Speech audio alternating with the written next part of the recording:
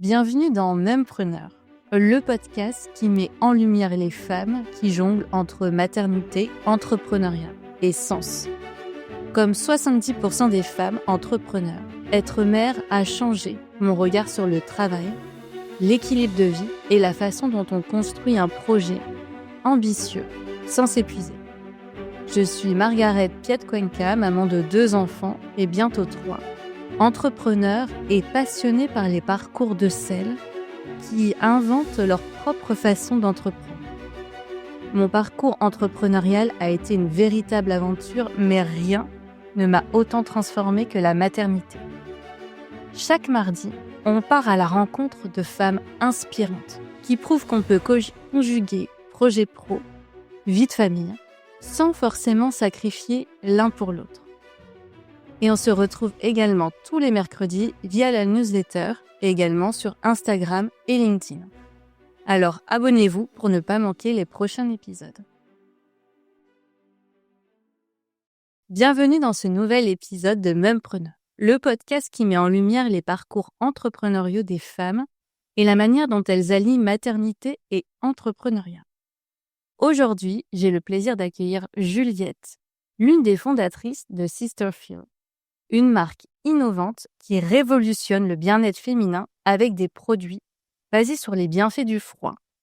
Avec sa sœur Sophie, Juliette a lancé cette aventure alliant son expertise du bien-être et sa propre expérience de la maternité pour créer des produits dédiés à l'équilibre et au confort des femmes. Dans cet épisode, nous allons découvrir comment elles ont réussi à conjuguer la maternité et l'entrepreneuriat.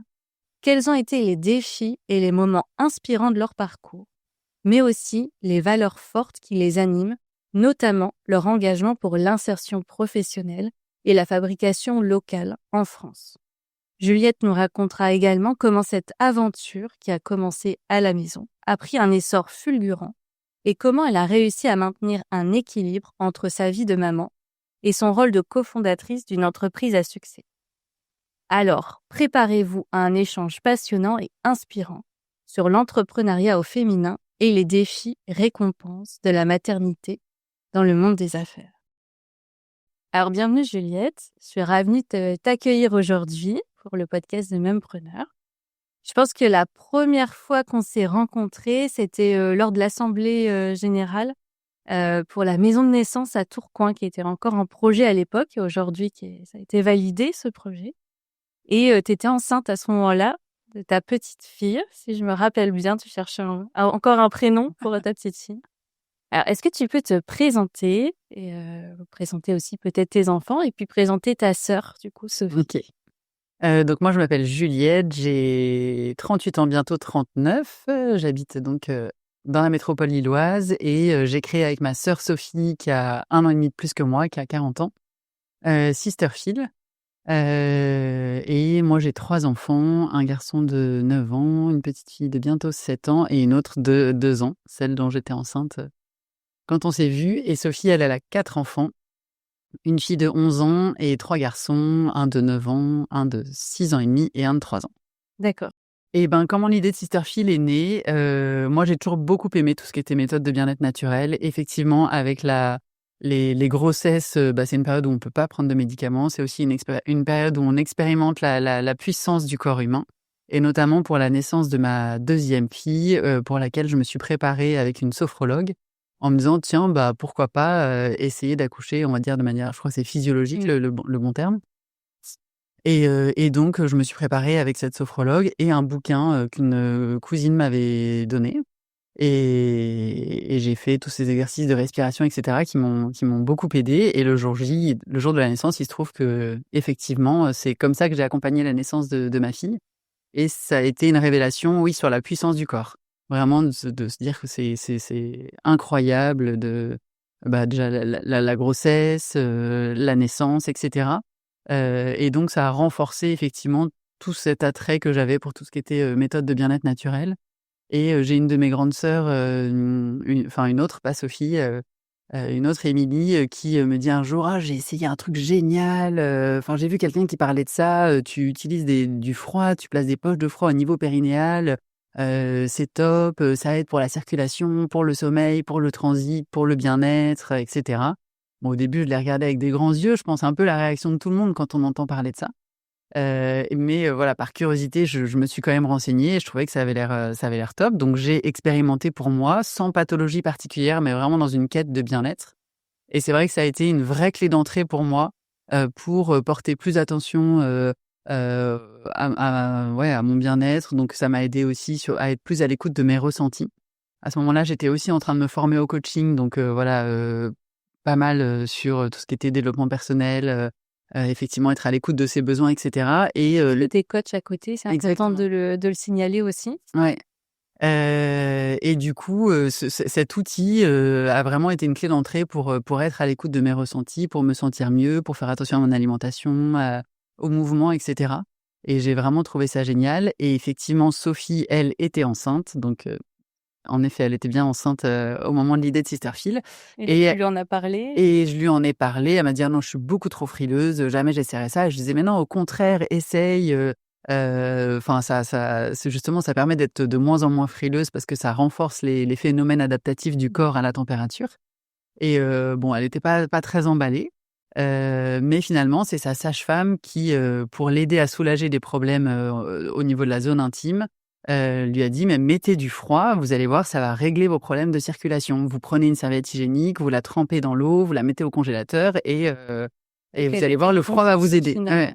et là, elle s'est dit: «Attends, ça me fait penser au truc de Juliette», donc voilà, elle m'a rappelé, elle a utilisé ça et effectivement, ça l'a vraiment beaucoup soulagée pendant sa grossesse et après on en a parlé à notre père qui est médecin, D'accord. retraité aujourd'hui, mais qui nous a tout de suite dit, enfin lui il est gastro-entérologue, donc il nous a tout de suite dit: «Bah oui, moi le froid je le recommandais toujours pour les hémorroïdes, enfin le froid on l'utilise toujours en médecine» et en fait, au début il était assez intrigué sur le fait de placer du froid à ce niveau-là, mais il s'est passionné pour le sujet, il a creusé, il a lu plein d'articles scientifiques et au fur et à enfin qui nous envoyait, qui nous aidait à vulgariser et à comprendre et il nous a dit: «Bah oui, en fait, il y a vraiment beaucoup d'aspects positifs C'est du parti. froid, à la fois localement» et ça on connaît bien les effets, de l'application locale du froid, mais aussi sur tout ce que vous pouvez ressentir sur le sommeil, les gens de l'eau, le transit, et il nous a aidés à comprendre tous ces mécanismes et à se dire: «Ouais, il y a vraiment quelque chose d'intéressant autour de l'application du froid» et pour autant, il y a déjà des produits qui existaient sur le marché, mais que nous, on trouvait pas pratiques,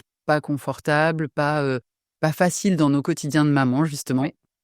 et quand on parlait à nos copines de cette méthode en disant: «Mais vraiment, c'est trop bien, essaye pour ci, essaye pour ça», on disait: «Bah oui, ça donne envie sur les bienfaits, mais quand tu me montres ce que tu utilises, ça me donne pas du tout envie». Et c'est comme ça qu'on s'est dit: «Bah, franchement, on a envie de démocratiser, enfin de contribuer à démocratiser cette méthode qui existait déjà, mais avec quelque chose de pratique, moderne, confortable, de vraiment guidé». Parce qu'au début, on se pose beaucoup de questions, donc on a préparé tout un petit livret explicatif. Et c'était un vrai pari parce qu'au début, les gens nous regardaient en disant: «Quoi? C'est quoi votre truc?» Donc soit enfin, en tout cas, ça laisse jamais indifférent. Soit c'est: «Quoi votre truc?» et les gens restent là-dessus, soit effectivement, ils sont un peu surpris, mais après voilà, avec les explications, et il y en a beaucoup qui sont finalement, attirés et qui ont envie de tester. Et du coup, vous avez eu envie à ce moment-là, vous avez eu l'impulsion pour aller, dans ce projet entrepreneurial? Ouais, en fait, on était avec Sophie, on s'était déjà dit qu'on voulait travailler ensemble depuis très OK. longtemps. Sophie, elle a été déjà entrepreneure, elle avait une marque de bijoux avant, OK. mais elle avait envie enfin d'aller vers un autre projet et moi, à ce moment-là, j'étais en train de me former au coaching, j'avais des missions en freelance, mais voilà, j'étais assez libre dans mes activités professionnelles et du coup, on s'est dit: «On fait quelque chose à 2», mais au début, on n'était pas du tout partis sur cette idée-là, on était partis sur quelque chose qui avait rien à voir et c'est Sophie qui me dit après justement qu'on en ait parlé avec notre père, qui me dit: «Non, mais en fait, il faut absolument qu'on fasse ça». Enfin, vraiment, tout ce qui est, problème de santé, de bien-être féminin, c'est encore trop tabou. Regarde, toi, ça t'a aidé, vraiment, à te sentir mieux de manière globale. Moi, ça m'a aidé à me sentir mieux sur cette pathologie particulière. Proposons quelque chose qui soit vraiment sympa et qui donne envie aux gens de sauter le pas. Et ça a été quoi vos premiers pas, en fait, dans cette aventure entrepreneuriale? J'ai vu que vous étiez à Eurasanté. Ouais. Vous avez tout de suite commencé à Eurasanté et puis après, pour pouvoir justement vous entourer d'experts, comment ça? Non, bah, on s'est fait, des journées de travail, où on s'écrivait, comment on imaginait les choses. Moi, dans mes expériences passées, j'ai toujours bien aimé travailler, sur la vision, sur le sens. Et du coup, au début, on est beaucoup partis sur qu'est-ce qu'on a envie de partager. Finalement, oui, ça nous amuse d'entreprendre, mais ça nous amuse parce qu'on est contente de le faire à 2 et parce que quel message on veut faire passer. À la base, c'était ça aussi. Donc on a surtout beaucoup travaillé sur en quoi, pour nous, ce rituel bien-être, il est important, qu'est-ce qu'il nous apporte et qu'est-ce que ça nous permet de passer comme message aussi. Donc on a, au début, beaucoup travaillé là-dessus et après, moi, j'adore tout ce qui va être, fabrication et cetera. Donc j'ai cherché, enfin, on a réfléchi au produit idéal. Pour nous, ce serait quoi? Qu'est-ce qui nous aurait aidé? Qu'est-ce qu'on aimerait avoir comme produit? OK, comment enfin, du coup, il faut qu'on trouve des personnes pour nous aider à le fabriquer et donc après, on s'est mis en quête. Mais il y a eu toute une première année où finalement, c'est du temps long parce que c'est beaucoup de réflexion, des rendez-vous. Mais enfin, j'ai mis un an avant de trouver le bon fabricant. D'accord. Mmh.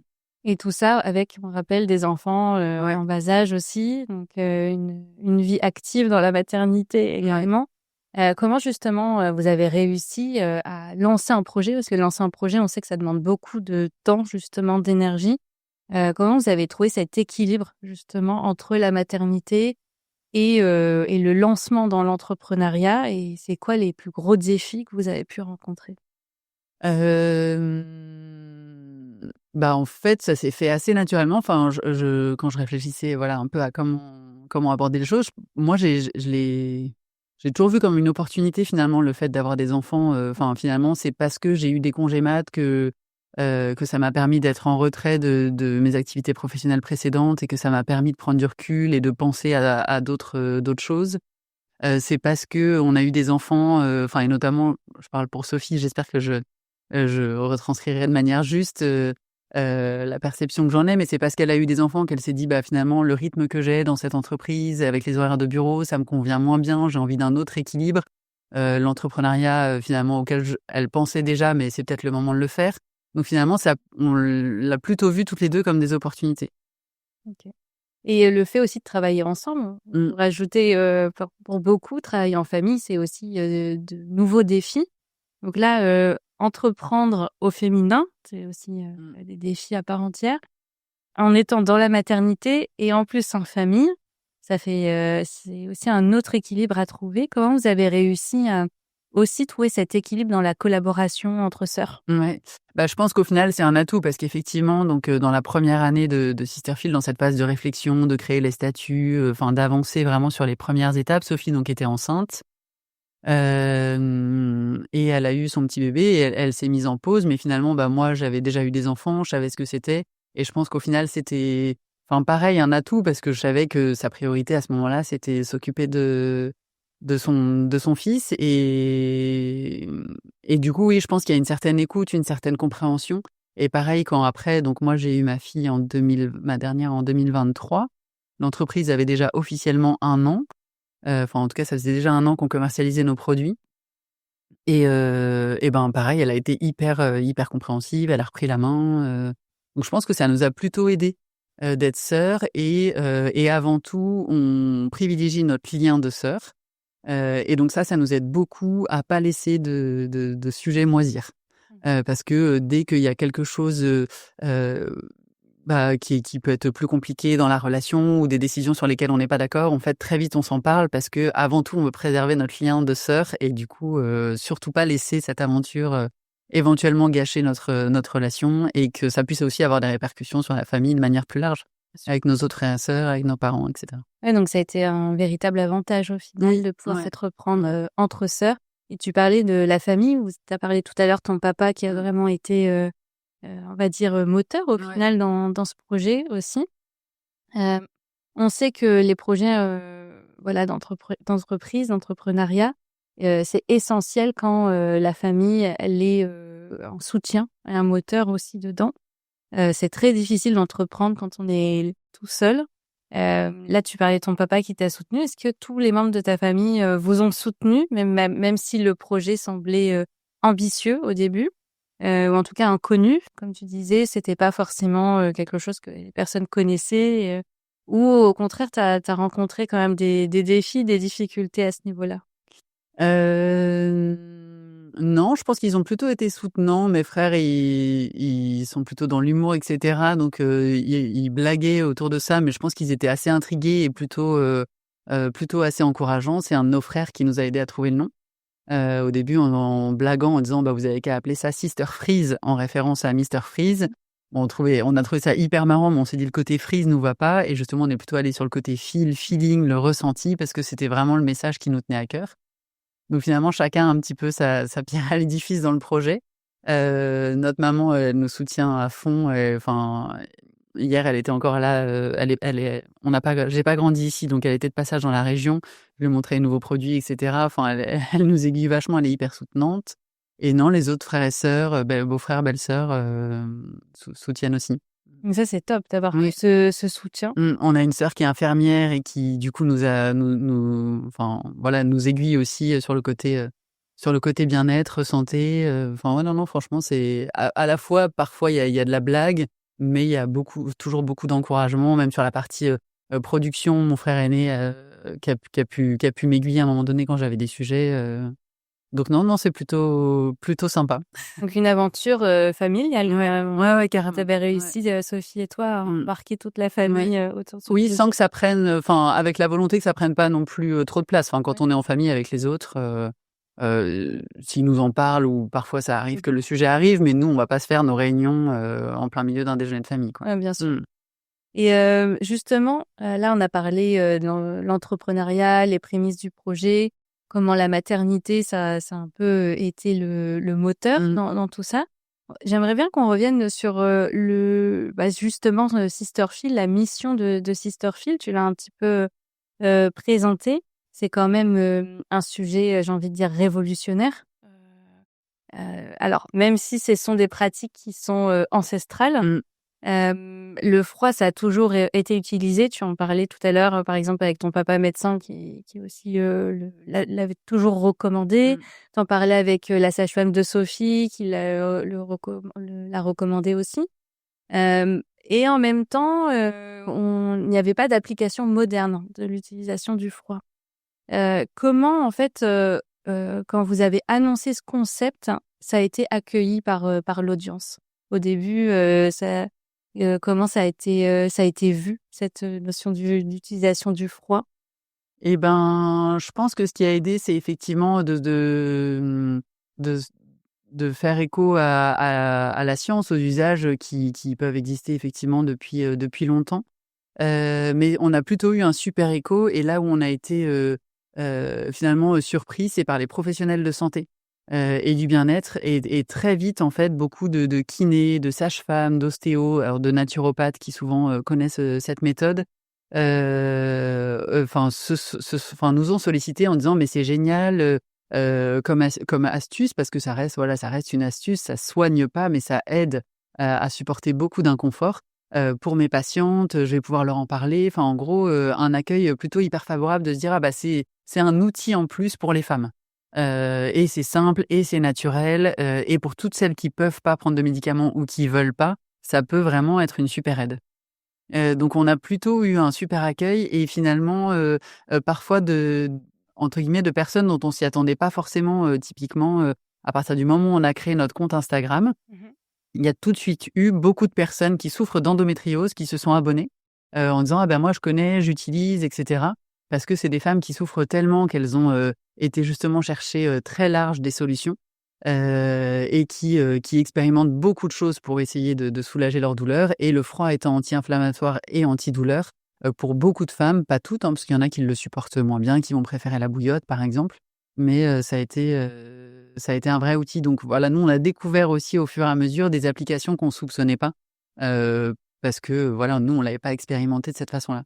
Mais non, il y a plutôt eu un bon accueil, plutôt un accueil de se dire, bah tiens, ça surprenant, mais ça m'intrigue, j'ai envie d'en savoir plus. Les gens sont quand même curieux, et il y a quand même aujourd'hui une tendance, au bien-être, à prendre soin de soi, et cetera, aussi à détabouiser la zone intime féminine, et je pense que mine de rien ça intrigue, parce qu'on parle pas de mettre du froid, sur le poignet, quoi. C'est Bien vraiment au niveau de la zone intime, et voilà. Et peut-être que tu peux un peu nous montrer le produit, en tant que tel? Moi, j'avais vu sur, internet, sur votre site internet, donc sisterfield, .fr, Ouais. que vous répertoriez tous les bienfaits et c'est assez hallucinant. Il y avait meilleur transit, favorise la circulation sanguine, brûle les graisses, effet détox. Enfin, on est vraiment sur de nombreux bienfaits. Est-ce que, je suppose, vous avez eu pas mal de super retours. Est-ce qu'il y a un témoignage que tu as envie de partager d'utilisatrices justement de Sisterfield? Peut-être montrer Ouais. un peu comment ça se présente. Donc en fait, c'est une poche de froid. Enfin, c'est une poche qu'on met au congélateur et qui rafraîchit. Et en fait, une fois qu'elle est froide, on la place dans un étui en coton qui lui va se clipser autour du sous-vêtement comme une serviette hygiénique. Et l'idée, c'est, enfin voilà, du coup, ça a une forme ergonomique qui vient quand même épouser cette forme, cette partie du corps. Et l'idée, c'est de profiter des bienfaits du froid pendant à peu près 1 heure. Le froid, il se diffuse pendant à peu près 1 heure. Et en fait, il y a 2 niveaux d'action. Il y a effectivement toute l'action locale du froid, donc sur la zone pelvis-périnéale. Donc le côté antidouleur, anti-inflammatoire et vasoconstricteur. Donc ça, c'est un effet sur la circulation sanguine. Donc pour tout ce qui est douleur de règles, douleur post-accouchement, œdème, varices, douleur d'endométriose, hémorroïdes, enfin congestion pelvienne. Vraiment, dès qu'on a de la douleur, de l'inflammation ou un problème circulatoire au niveau pelvi-périnéal, le froid agit selon ces 3 propriétés. Et le deuxième niveau d'action qui est vraiment global sur le corps, c'est que le fait d'appliquer du froid au niveau de la zone périnéale, ça crée un choc thermique. Donc en fait, ça envoie un message d'alerte au cerveau. Attention, le corps est en train de se refroidir. Normalement, il est censé être à 37 degrés pour que les cellules et l'ensemble du corps fonctionnent normalement.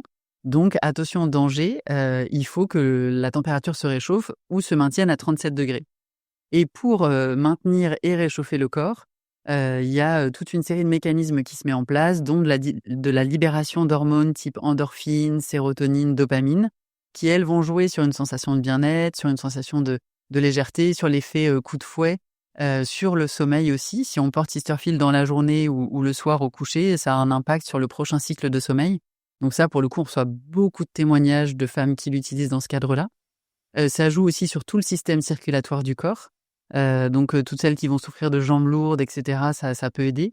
Et ça joue en effet aussi sur le transit parce que, le froid va venir réactiver les contractions des fibres musculaires de l'intestin et donc ça aide pour la dernière phase du transit, et donc pas mal de femmes qui souffrent de constipation ou même de prolapsus, de descente d'organes ou qui ont un périnée affaibli et sur lequel il faut pas trop forcer. Elles l'utilisent aussi pour faciliter, l'évacuation des selles. Est-ce qu'il y a des contre-indications? Alors oui, il y a des contre-indications. Les principales, c'est en cas d'extrême fatigue, parce que quand même, ça vient mobiliser de l'énergie. Donc dans ces cas-là, il vaut mieux éviter. Par prudence pendant la grossesse. Nous, en tout cas, on conseille de toujours, pendant le premier trimestre de grossesse ou pour les grossesses dites à risque, de toujours demander l'avis du médecin, Bien sûr. ou des professionnels de santé qui accompagnent à ce moment-là, pour être sûr que ce soit OK. C'est vraiment une mesure de prudence, mais faut l'appliquer parce que, voilà, c'est une période fragile, et pour des personnes qui vont souffrir, du syndrome de Raynaud, qui est une sorte d'hypersensibilité au froid parce que, voilà, comme ça vient réduire le calibre des vaisseaux sanguins, ça peut comporter un risque. Après, dans le cas de syndrome de Raynaud, encore une fois, il y a plusieurs stades, donc on a beaucoup de personnes qui nous écrivent, à qui on recommande d'en parler au pro de santé qui les accompagne et après le pro de santé, selon les cas, parfois dit que c'est OK. Voilà les principales contre-indications. Bien sûr. Mmh. Alors là, pour les personnes qui vont écouter et pas regarder sur YouTube, peuvent pas voir, mais en tout cas, c'est vraiment le design est vraiment ultra moderne et super joli. Vous avez décidé de justement tout faire ici, localement. Ouais. Donc de la création graphique jusqu'à la réalisation. Est-ce que tu peux nous en dire un peu plus? Parce que ça fait partie des valeurs aussi fondamentales de Sisterfield que vous vouliez intégrer, le fait de faire de manière locale et j'ai cru comprendre en tout cas qu'il y avait cet enjeu de réinsertion professionnelle qui était ultra importante pour votre marque. Ouais, tout à fait. C'est vrai qu'on s'est dit, voilà, quitte à créer une entreprise en 2021, nous, ça correspondait à nos valeurs de le faire, en France, le plus possible. Donc au début, tout était, 100% français. Effectivement, moi, j'ai travaillé dans le secteur textile, avant, donc je connaissais un petit peu, enfin j'avais quelques contacts et c'était important pour moi. Enfin, je sais que dans le Nord, voilà, il y a beaucoup de choses qui se passent au niveau textile, donc j'ai vraiment cherché autour de moi. Et c'est vrai que ce qui est génial aujourd'hui, c'est que la plupart de nos partenaires sont dans un rayon de 35 kilomètres autour de chez moi, et je trouve ça vraiment chouette de pouvoir aller voir effectivement le fabricant de tissus, d'aller voir l'atelier de confection, d'aller voir notre imprimeur qui imprime tous nos supports de communication. Et en effet, on a trouvé un atelier de confection qui est à Lesquin, qui s'est créé en 2020 pour fabriquer des masques, et qui aujourd'hui emploie plus d'une centaine de personnes en réinsertion professionnelle. Donc c'est des gens qui sont éloignés de l'emploi, de par leur situation personnelle, et qui bénéficient d'un accompagnement spécifique pendant maximum 2 ans pour se former à un métier, ou s'ils connaissent pas encore les métiers de la confection, ou parfois ils ont déjà les compétences. Mais en tout cas, ça leur permet de remettre un pied dans Du travail. le monde du travail, et du coup, parfois, c'est aussi une aide, voilà, à titre social, personnel, et cetera. Et aujourd'hui, il y a à peu près, enfin, ça dépend des semaines, mais entre 6 et 8 personnes qui travaillent à temps plein pour confectionner les produits Sisterfield. Donc pour nous, ouais, ça fait partie des grandes fiertés de l'entreprise, de se dire que grâce à l'entreprise, il y a 6 à 8 personnes qui sont à la base dans une situation fragile, qui bénéficient d'un emploi. Et c'est pas justement un défi aujourd'hui? Tout le monde cherche à délocaliser justement parce que, on parle de rentabilité quand on parle d'entreprise. Le but, c'est d'être le plus rentable possible. Quels sont les défis? Est-ce que, ça reste accessible quand même de pouvoir, justement tout faire ici, localement? C'est une vraie prise de risque aussi, en termes de rentabilité? Ouais, alors après, comme on l'a pensé dès le début, on l'a intégré tout de suite à notre structure de coût. Et on a commencé vraiment petit, hein, vraiment avec les moyens du bord, avec des petites quantités, et cetera. Mais on a tout de suite demandé à l'atelier de confection, et le jour où on atteindra telle quantité, enfin voilà, combien ça va nous revenir. Et donc on a intégré cette projection-là dans nos coûts, en se disant: «Bah, on fait pas payer les petites quantités du début, mais on intègre ça», et finalement on y est assez vite arrivé. Donc non, moi plutôt je trouve ça, enfin, à la fois je le vois plutôt comme une opportunité. Je trouve ça génial de Mmh. pouvoir aller voir la fabrication de mes produits à 15 minutes de voiture. Et qu'est-ce que, tu aimerais pouvoir dire à des femmes qui souhaitent entreprendre, justement dans des pratiques, dans des productions locales avec, ce côté insertion professionnelle, par crainte des coûts et de la rentabilité? Hem, que si c'est une conviction forte, enfin en fait, je pense que tout le modèle ne doit pas reposer là-dessus. OK. Parce que, vraiment, nos clientes, elles achètent pas parce que c'est fabriqué en France et de manière responsable. C'est le petit plus. Donc il faut aussi penser à la qualité du produit. Enfin, en fait, il faut que le produit proposé soit en lien finalement avec ce coût-là. Donc il faut penser à un produit vraiment le mieux possible. Enfin, avec apporter un niveau de qualité qui soit en lien avec ce prix. Mmh. Et ouais, et pas tromper, enfin vraiment, vraiment d'être sur un bon niveau de qualité, et que voilà, après c'est le petit plus. Enfin, je pense que d'ailleurs finalement on communique pas tant que ça sur le fait que ce soit fait en France, que Non. ce soit fait de manière responsable, et cetera. Donc je pense pas que nos clientes, elles achètent pour ça. Donc donc je pense qu'il faut vraiment penser aux produits. Pour autant, ça s'intègre vraiment dans votre ADN Oui. d'entreprise. C'est vraiment dans vos enjeux aujourd'hui sociaux.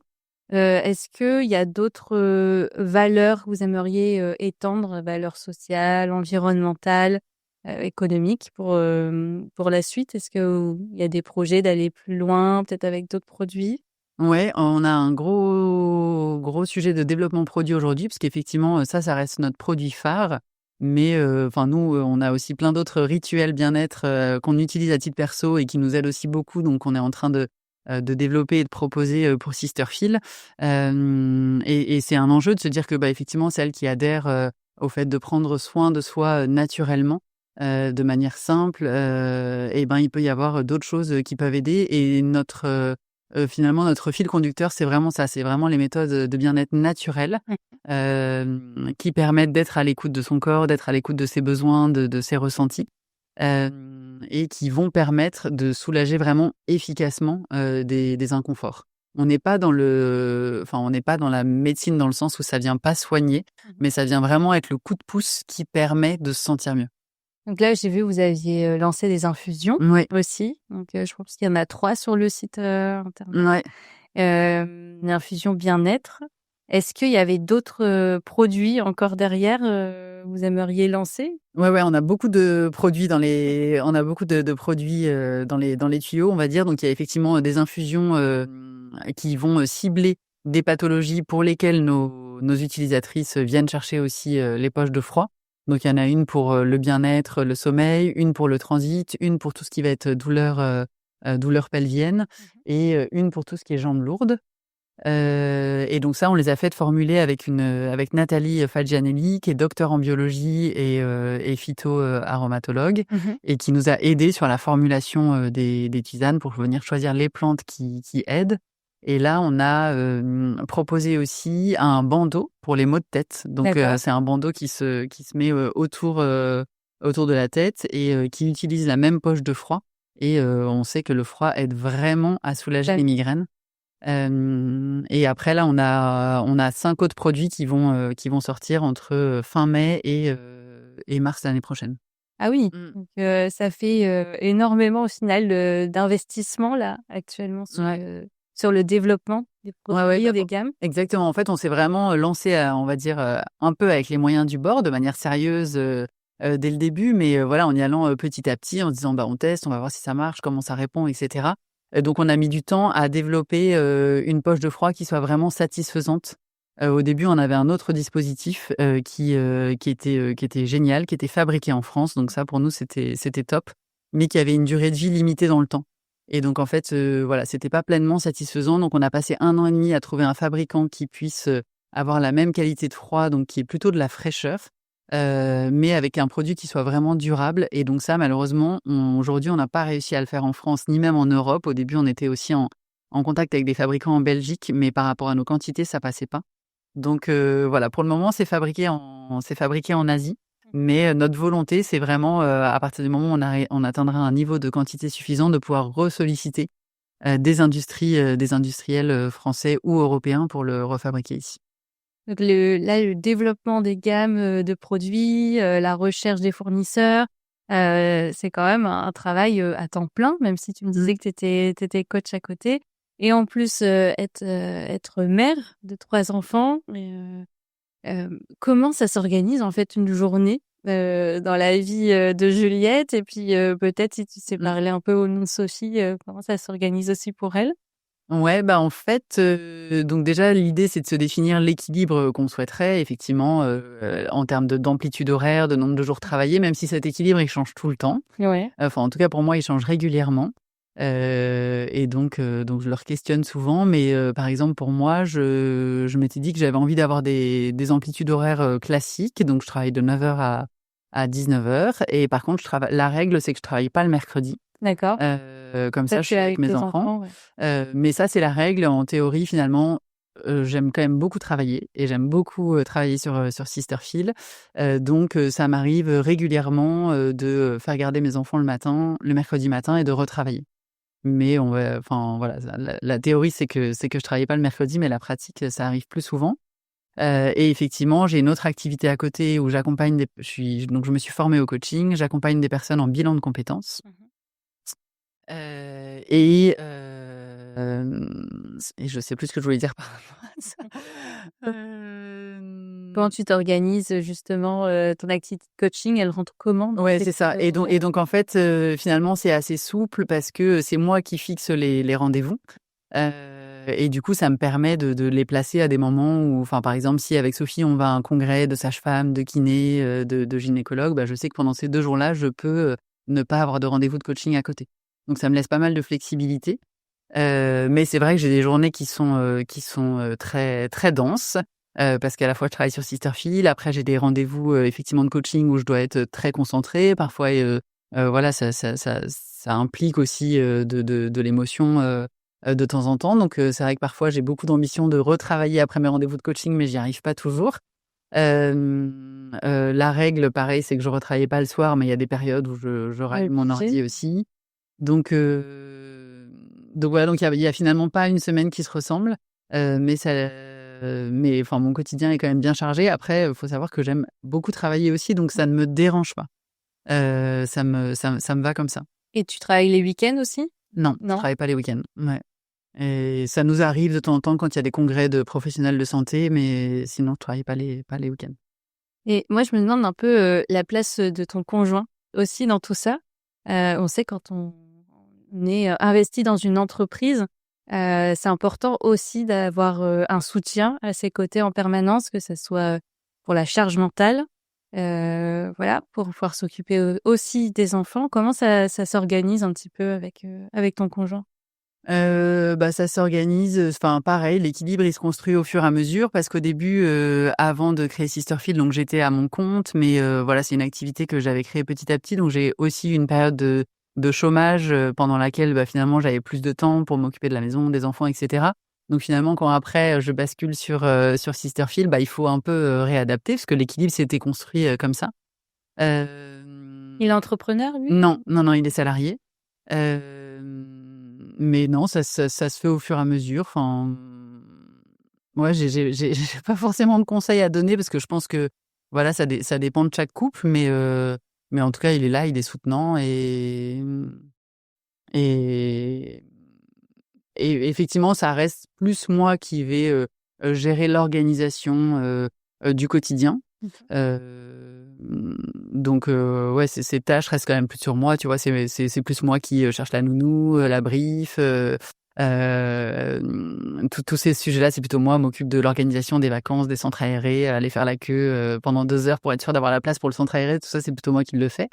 Mais il y a plein d'autres choses, qu'il fait et ça s'organise. Il n'y a pas d'aventure entrepreneuriale pour lui, en tout cas. Non. Il préfère, justement, ou vous avez préféré, souvent, en fait, dans les couples, il y en a toujours un qui reste salarié pour la sécurité aussi, financière, là, on parle de stabilité aussi. Là, ça s'est fait assez, naturellement. Ouais, je pense que je lui ai pas trop laissé le choix. Ça s'est un peu, je l'ai imposé, en fait. Bon, après, il l'a accepté Bien et sûr. voilà. Mais effectivement, il a été soutenant dans le sens où il a accueilli et il a suivi. Mais ouais, non, en gros, je lui ai dit: «Bah non, je vais faire ça je vais monter un truc avec Sophie, je vais faire ça comme produit, je vais faire ça comme projet», et effectivement, il a quand même accepté qu'on réduise, notre train de vie, Mmh. pendant quelques années parce que financièrement, les premières années, sont moins rémunératrices. Alors j'ai encore cette activité à côté de coaching qui me permettait de subvenir à un minimum, mais effectivement, c'était pas un salaire, comme si j'étais, salariée. Et pour Sophie, elle, comment ça se passe? Et alors pour Sophie, elle, c'est L'organisation? différent. Dans son équilibre, de vie, ils ont construit leur vie, pour que le salaire de son mari, puisse subvenir aux besoins et elle, au début, était vraiment plutôt attachée à être très présente pour ses enfants. Mmh.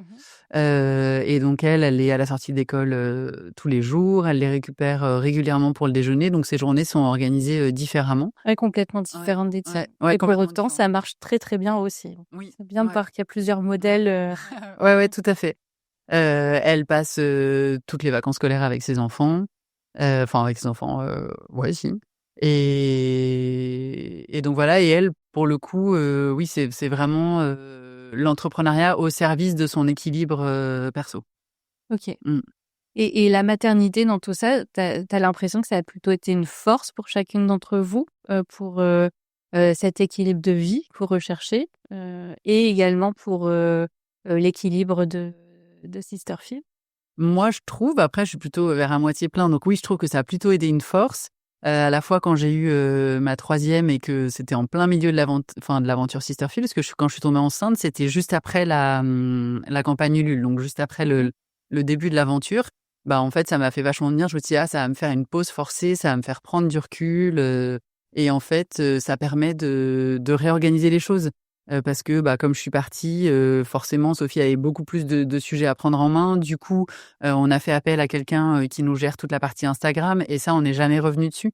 En fait, finalement, à chaque fois, les congés maternité, nous poussent à finalement à nous organiser, à être et pas que les congés maternité, même la vie de famille ou l'équilibre qu'on choisit d'avoir, nous pousse à nous organiser, à être efficace, et à développer l'entreprise, oui, au service de ce rythme qu'on a envie d'avoir.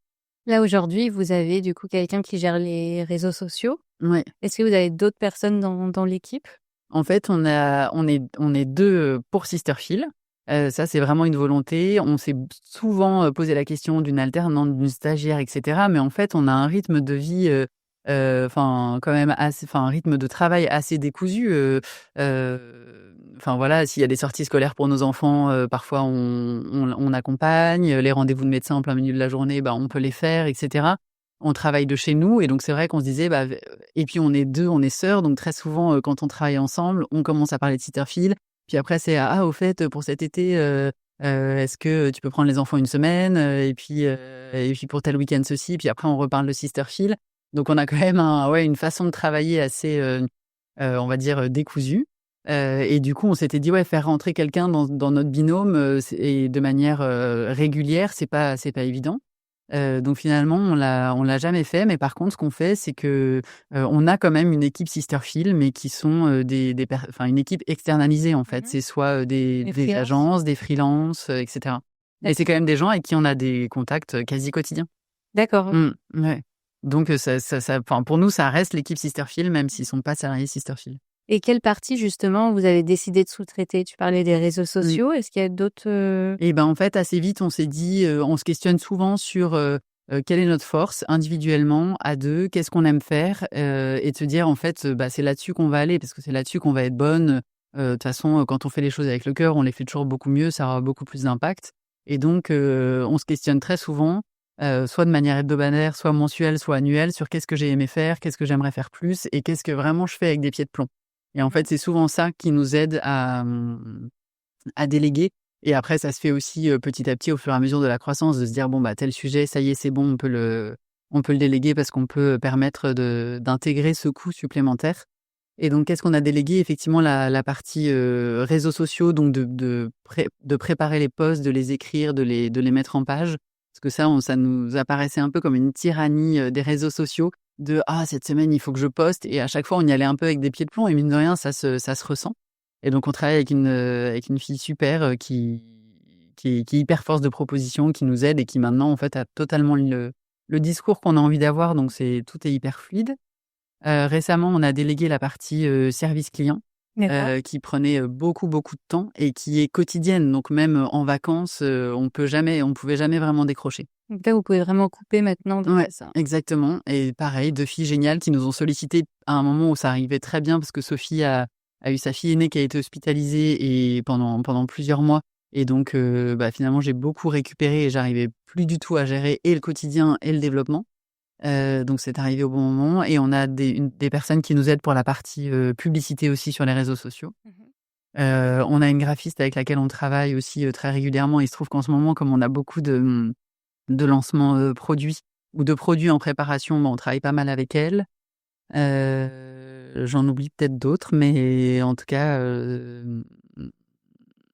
après les autres, ça va être plus ponctuellement, Mmh. quoi. Et justement de toute cette, le fait de déléguer, ça vous permet aussi de mieux vous Ouais. organiser, de pouvoir remettre un peu, les priorités, Mmh. là où vous avez envie aussi, envie de les mettre. Est-ce que, à l'époque quand on s'était rencontrés, tu venais de participer, à l'émission, Qui veut être mon Mmh. associé? Déjà bonne, expérience pour toi? Ouais, ouais, trop bonne expérience. Enfin, au début, moi, j'avais dit à So, «Non, non, mais surtout pas, je veux pas du tout participer à cette émission». Mais elle avait quand même suivi son truc. Elle nous avait quand même, enfin, elle avait quand même envoyé le dossier de candidature qui a été retenu tout de suite et super expérience, oui, oui, et ça a été un vrai tremplin pour nous de visibilité. Et le jour J, le jour de l'enregistrement, ça a été, un super moment d'échange avec c'est des investisseurs qui rencontrent des entrepreneurs pour éventuellement investir, et développer l'entreprise. Et donc on n'a pas eu d'investisseurs ce jour-là, mais on a eu, vraiment des échanges hyper qualitatifs qu'on a vraiment tout de suite, notés derrière et qu'on a eu à cœur de prendre en compte parce qu'il se trouve que c'était des très bons conseils. Donc c'était aussi excitant que stressant, mais ça nous a vachement aidé à structurer l'entreprise parce qu'on avait commencé, voilà, avec une campagne Ulule de manière, enfin voilà, pas artisanale, mais en tout cas, enfin pas avec des gros moyens. Et on s'est dit, bah là, on va bénéficier de cette visibilité, on va, comment on peut faire pour structurer l'entreprise, comment on peut faire pour profiter finalement de cette mise en avant. Et donc ça nous a vachement challengé sur, qu'est-ce qu'on veut faire dans l'entreprise, comment on veut s'organiser, comment on veut la développer, qu'est-ce qu'on pourrait faire comme investissement qui puisse être intéressant. Et au niveau des résultats, je suppose qu'il y a aussi une belle retombée. Ouais, c'est quand même une émission qui passe sur la 6, qui est très regardée. Alors nous, on est passé tard parce que tout ce qui touche à l'intime passe plutôt en fin d'émission. Mais néanmoins, ça a eu des super retombées et pendant très longtemps, pendant pratiquement 1 an, de Nature et Découverte qui nous a sollicité, qui nous a vus suite à cette émission et depuis on est distribué chez eux. De professionnels de santé qui nous ont découvert comme ça. Ouais, non, ça a eu un super retentissement. D'autres émissions de télé qui nous ont contactés aussi suite à ça. Il y a eu une augmentation des ventes du coup à ce moment-là. Ouais, tout à fait. Il a fallu le gérer aussi. Ouais. Vous l'aviez anticipé? On l'avait anticipé, on l'avait même un peu trop anticipé parce que la production sait que c'est une super visibilité. Donc, ils nous avaient dit anticiper, prévoyez les stocks, etc. Et ils nous avaient donné des chiffres qui correspondent, voilà, sans doute à des entreprises qui sont plus tout public que la nôtre. Nous, c'est quand même assez spécifique. Enfin, à l'époque, on n'avait que les poches de froid. Voilà, ça touche les femmes qui vont être intéressées, intriguées par ce type de méthode ou qui peuvent avoir des inconforts. Et donc, finalement, au début, on a eu très peur parce qu'on avait trop de stock par rapport on avait prévu trop de stock par rapport à ce qui s'est réellement passé. Mais finalement, en fait, très vite, on a réussi à les écouler. Mais on a eu peur en se disant, oh là là, est-ce qu'en termes de trésorerie, finalement, c'est pas contre-productif. Et en termes d'organisation autour de la production, ça a dû être une période aussi de rush juste avant la diffusion. Comment ça s'est un peu organisé le quotidien à ce moment-là? Ça a été parce qu'on enregistre en septembre-octobre et l'émission elle est diffusée en février. Donc on a eu le temps de prévoir. Super. Ouais. Okay. Ouais. Mais c'est vrai qu'on vit des périodes d'accélération de vente et ça, c'est génial. Mais oui, c'est très dur parce que parfois en 1 mois, on a écoulé le stock qu'on pensait vendre en 4 mois. Ouais, donc c'est un peu un peu délicat. Mais bon, après, je me dis, c'est des problèmes de riches, quoi. C'est gérer de la croissance, donc c'est hyper intéressant. Et le fait qu'on ait des partenaires justement locaux sur place, ça permet de réagir hyper vite. Il n'y a pas de délai d'acheminement. Enfin, en tout cas, pour toute la partie textile, c'est en 1 demi-heure, c'est livré chez un logisticien. Ouais, donc tout s'est bien du coup implémenté. Ouais. Et je repensais aussi à ta partie sur qu'est-ce qu'on a délégué. Ce qu'on a délégué tout de suite, c'est la partie logistique, donc l'envoi des colis, que beaucoup d'entrepreneurs gardent au début parce que ça représente un coût. Mais finalement, nous, on l'a tout de suite intégré dans nos coûts. Moi, j'ai dit à Sophie, je touche pas à un colis, je suis nulle pour ça. Ma valeur ajoutée dans l'entreprise, elle est pas là-dessus. Et en fait, heureusement, parce que la campagne Ulule, elle a marché 10 fois plus que ce qu'on avait imaginé. Donc, on se serait retrouvé à faire 1500 colis, 2000 colis dans l'été, le premier été. Donc, si on reprend manière chronologique, vous avez d'abord fait la campagne Ulule. Ouais. Elle avait super bien fonctionné et ensuite, vous avez fait l'émission. Exactement. La campagne Ulule s'est terminée. Sophie m'a dit, je nous inscris à Québec Mon Institut. Je dis, ah non, je suis épuisée de la campagne Ulule. En plus, c'est mon anniversaire, j'ai envie de partir en vacances. Mais elle a pas lâché. Et elle a eu raison parce que franchement, c'était une trop bonne décision. C'était une super expérience. Et donc heureusement qu'on l'a fait. Et si on revient un peu sur la campagne Ulule, comment ça s'est organisé? Comment vous êtes répartis les choses? Vous en aviez déjà fait avant? Non, on n'en avait jamais fait. En fait, on se répartit les sujets de manière assez naturelle, soit par affinité, donc qu'est-ce que j'aime pas. Il y a des trucs qu'on aime toutes les deux et donc parfois on travaille à deux sur un même projet où on se répartit. Et parfois un sujet qu'elle va détester, moi c'est quelque chose que j'adore et inversement. Donc pendant la campagne Ulule, on était beaucoup à deux. Au début, on faisait beaucoup de choses à deux. Maintenant, on se répartit beaucoup plus les sujets dans un souci d'efficacité, puis parce que l'entreprise grossit, donc il y a aussi beaucoup plus de sujets en même temps. Mais on s'est fait accompagner. Et ça encore, super décision de Sophie. On est allé chercher un partenaire génial qui est spécialisé dans les lancements de produits et les lancements de projets. Et on avait entendu parler de lui dans un podcast et on l'a sollicité. Il nous a vraiment aidé à structurer, préparer notre campagne, justement travailler tout ce qui est publicité sur les réseaux sociaux. Tout ça, nous, on n'y connaissait rien.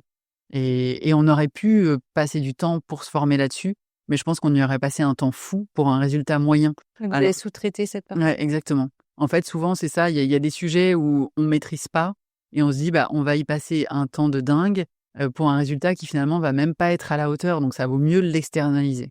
En fait, on raisonne souvent comme ça. Ouais, votre organisation, au final, elle fonctionne aussi beaucoup avec justement quelle est ma place Oui. dans l'entreprise, dans Sisterfield, et qu'est-ce que je vais déléguer. C'est Ouais. vrai que c'est quand même un sujet qui est important parce qu'il y a beaucoup d'entrepreneurs qui veulent rien déléguer du tout. Et ce qui peut se comprendre aussi, parce que au début, justement, il n'y a pas forcément de trésorerie, etc. Et vous, au contraire, vous avez directement décidé de faire ça, petit à petit. Vous avez fait grossir justement cette partie, le fait de déléguer.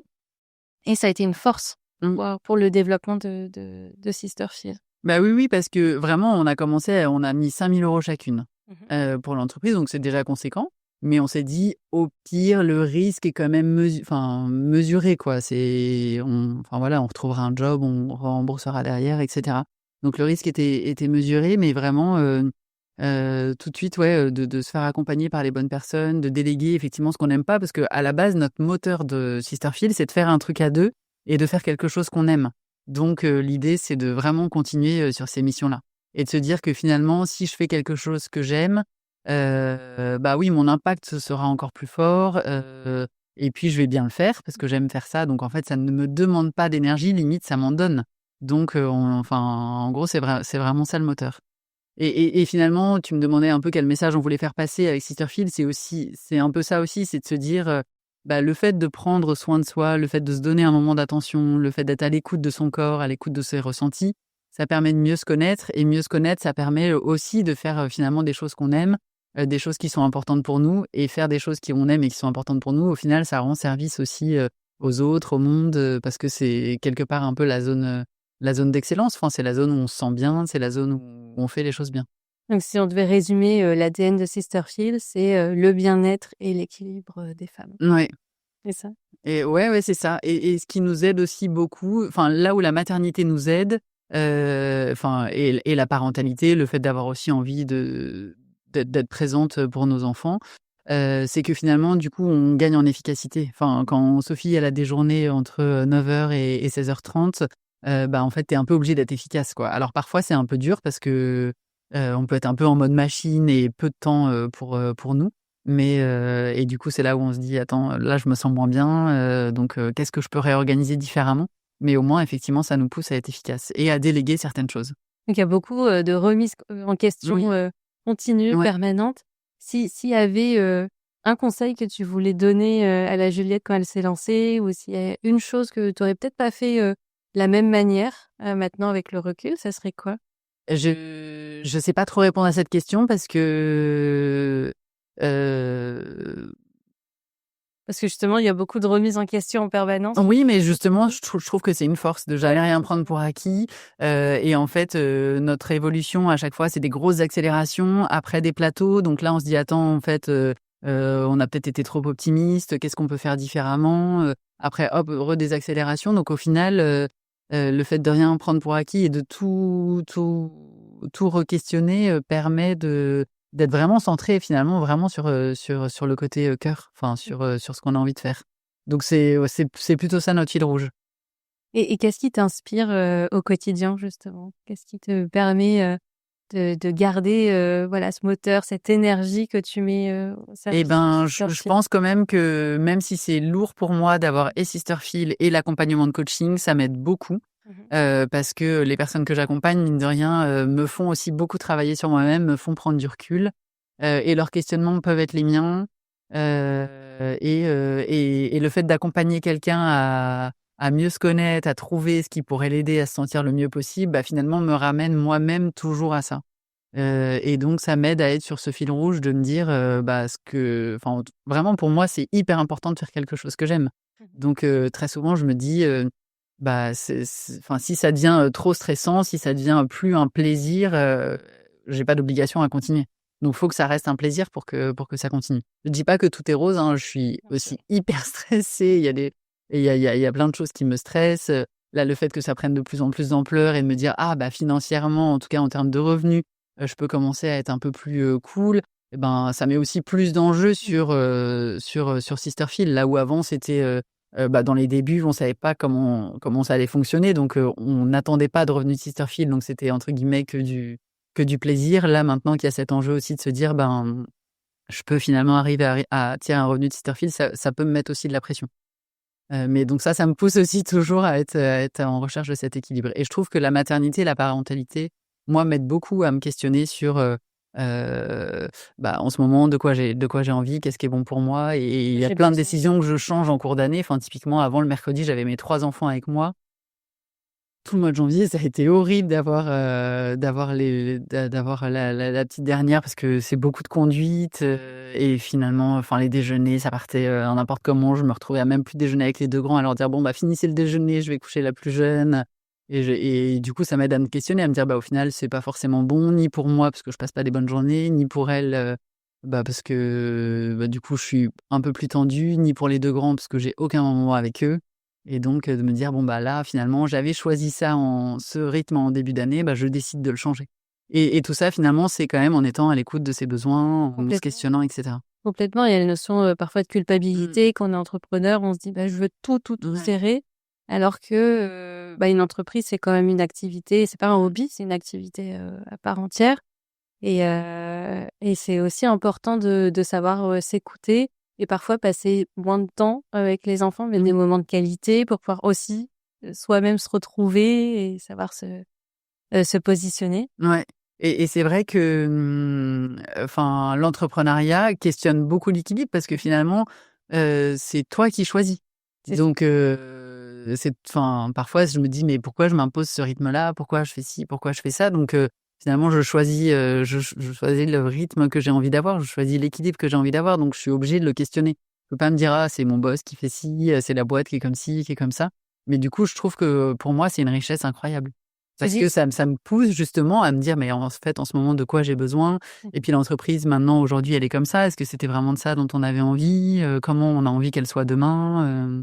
Tu dis c'est toi qui choisis, mais est-ce que tu n'as pas ressenti, des injonctions autour de ta maternité justement, le fait d'être à ton compte? Bah, non, pas Non? tellement. Non, non, non, et je pense que là, ça a été une richesse d'être à deux sœurs, 2 femmes, parce qu'il y avait cette compréhension justement. Mmh. Et que comme pour nous, enfin ça, c'est les valeurs que nous ont transmis nos parents aussi, la famille est quelque chose d'important, la parentalité, et cetera, être, présent pour ses enfants. Ça nous a permis, de vivre, des super, congés mat. Et c'est quoi ta plus grande fierté justement dans toute cette aventure, entrepreneuriale de maman?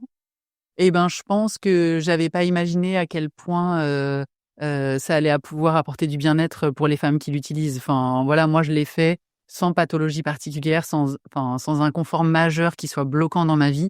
Mais les premiers témoignages de femmes qui, disaient, «Je souffre atrocement, et utilisez votre produit, ça me soulage, réellement, c'est comme un petit bonbon, je peux plus m'en passer». Ça, c'est vraiment génial. Et pareil, Sophie, elle a souffert pendant sa grossesse, et c'est pour ça qu'elle a utilisé les poches de froid. Mais, c'était la grossesse, ça allait s'arrêter, et cetera, et vraiment on reçoit des témoignages hyper poignants, et ça, c'est carrément un moteur. Après c'est ton Mmh. moteur au quotidien. Est-ce qu'il y a aussi autre chose qui t'aide, les jours où c'est un peu plus difficile, les jours où les nuits ont été compliquées peut-être avec les enfants? Et ben, je me dis que c'est cyclique, et qu'aujourd'hui ça va pas, ça ira mieux demain, et que, parfois je me dis aussi: «Non mais là en fait je suis pas bien, pas dans les bonnes dispositions pour bosser, donc je vais travailler, mais ça va me prendre une énergie folle, je vais mal le faire». Alors que si je me repose aujourd'hui, et si je fais juste les trucs, ultra urgents prioritaires, bah, demain je suis sûre que j'aurai une super énergie pour le faire, et en fait à chaque fois ça se vérifie, donc c'est encore une fois s'écouter et se dire: «Bon, bah, OK, là, aujourd'hui, j'ai pas été productive, j'ai appelé Sophie 1 heure, on a parlé de tout sauf de Sisterfield, mais bon, tant pis, demain, je serai plus efficace. Demain ou après-demain, quoi». Donc ce qui m'aide, ouais, c'est de me lâcher un peu la grappe, quoi. C'est de me dire aussi, «Tranquille, ça va aller un jour à la fois, et si aujourd'hui ça va pas, bah, demain ça ira», ou ben, si moi ça va pas, bah, Sophie, je sais qu'elle, elle sème des graines, qu'elle avance. Vous travaillez un peu avec Sophia en to-do list que vous partagez ou pas du tout justement? Tu restes vraiment dans cette, approche intuitive de tout le temps s'écouter, de tout le temps Non, non, non, on a quand même des to-do list. Ouais, ouais, ouais. Si, si, on a quand même des outils d'organisation, de to-do list. On se voit une fois par mois parce que Sophie, on n'habite pas au même endroit, en fait. ouais, ouais. On s'appelle. On se voit une fois par mois, ce qui nous permet de traiter des sujets différents de ceux qu'on traite par téléphone. Et si, si, j'ai quand même ma petite to-do list avec des cases à cocher, Des plannings partagés ouais. aussi, je suppose? Oui, oui, exactement, ouais. Mais c'est vrai qu'on on travaille quand même beaucoup au feeling de se dire, bah, tel produit, j'y crois, je le sens, moi ça m'aide vachement, mais tu vu ce qui existe, c'est pas, enfin voilà, on a envie de proposer autre chose, d'aller sur toujours les produits les plus clean, les plus naturels possibles. Donc on travaille beaucoup finalement, ouais, avec notre intuition. Se dire, bah, en fait, il pourrait y avoir plein de façons de développer l'entreprise. Il y en a qui nous disent: «Ah mais pourquoi vous êtes pas plus sur LinkedIn? Et pourquoi vous êtes pas plus cela? Et pourquoi vous faites pas ci? Pourquoi vous levez pas des fonds?» Bah oui, c'est des super moyens de développer une entreprise, mais nous, c'est pas forcément là que va être notre force, ou c'est pas forcément là qu'aujourd'hui on a envie de le faire. Et donc on s'écoute pas mal sur, comment on a envie de développer l'entreprise et de se dire qu'il y a 1000 façons de le faire, Mmh. et que demain si quelqu'un d'autre crée, des coffrets, il le fera peut-être différemment, mais à sa façon. Et du coup, nous on a plutôt envie d'être fidèles à Votre énergie, ouais, vos exactement. valeurs, Ouais. votre ADN. Mmh. Et d'ailleurs, pour terminer justement, cet entretien, si tu devais résumer l'essence de Sisterfield en une phrase, qui pourrait peut-être inspirer aussi, d'autres femmes à oser entreprendre, ça serait quoi cette phrase?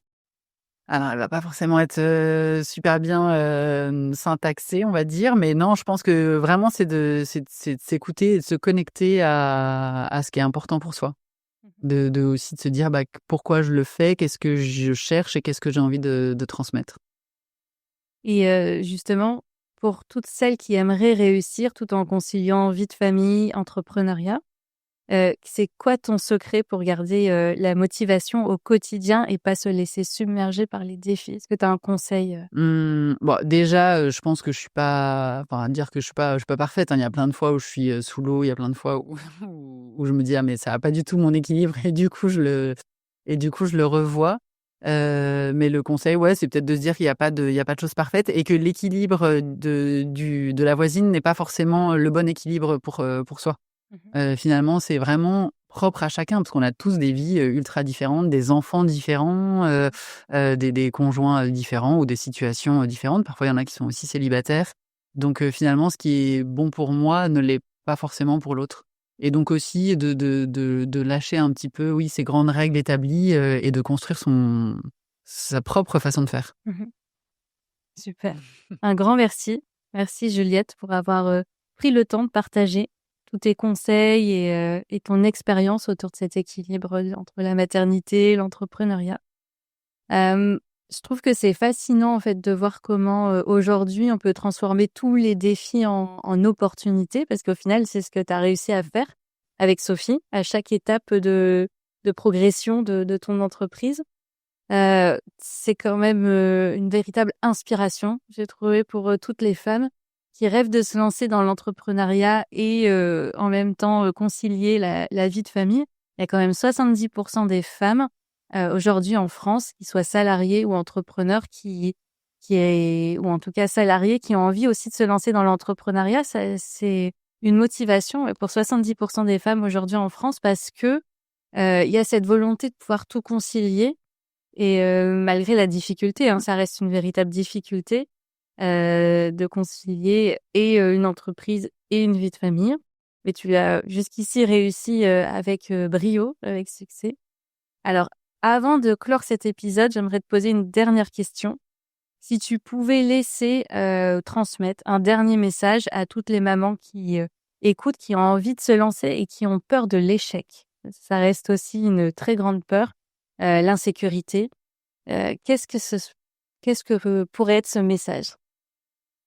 C'est une question qui me vient, c'est de me dire, qu'est-ce que tu risques? Et parfois, pas grand-chose, parfois vraiment quelque chose, et à ce moment-là, bah, s'il y a un risque réel, quel bouée de sauvetage, je peux mettre? Quelle sécurité, je peux amener?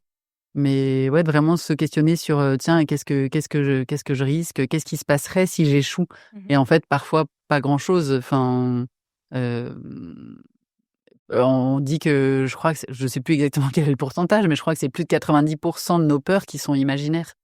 Donc c'est aussi de questionner ça et parfois elles sont vraiment réelles et ça va être, financièrement j'ai peur de ça, ça, ça. OK, qu'est-ce que tu peux mettre du coup en place, pour que ce risque financier qui est réel et qui aujourd'hui t'empêche, si c'est le risque financier par exemple, puisse t'aider? Par exemple moi effectivement le fait d'avoir gardé une activité rémunératrice à côté, j'aurais jamais pu créer Sisterfield sans ça et ça m'a aidé et ça m'a apporté finalement au-delà du financier. Donc, quel est le filet on peut mettre en place pour, Ouais. se protéger? Qu'est-ce que je risque? De quoi j'ai peur? Et si les peurs sont réelles, quelle sécurité je peux apporter pour répondre à cette peur? Merci. En tout cas, je vous invite toutes et tous à découvrir l'univers de Sisterfield et à suivre Juliette et Sophie dans leur aventure. Merci de nous avoir écoutés et n'oubliez pas, chaque pas que vous faites en tant que femme, mère, entrepreneur vous rapproche un peu plus de vos rêves. Alors à très bientôt pour un prochain épisode de Mempreneur.